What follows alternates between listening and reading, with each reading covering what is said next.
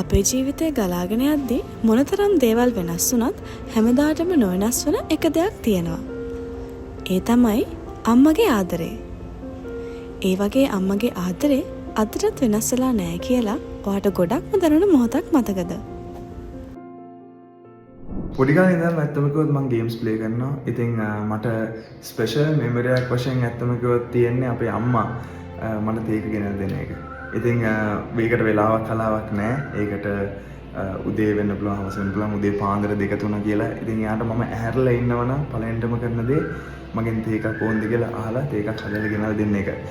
ඉතින් අද තාක් වෙනකන් මම අද ගෙදරට යද්දී ෆස්ට්ම දේ එයා ආන්නේ ළඟට ඇවිල්ලා පුතේ තේකක් ඕනද කියලා. ඉතින් මං හිතන්නේ මට සෑහෙන එක ආදරයක් මට වෙන විදියෙන් මට සෑහෙන ආදරයක් තේරෙනවා ඒ කාලේ ඉඳන් අද තාක් වෙනකම් වෙනස් වෙන්නේ නැති ආදරයක්.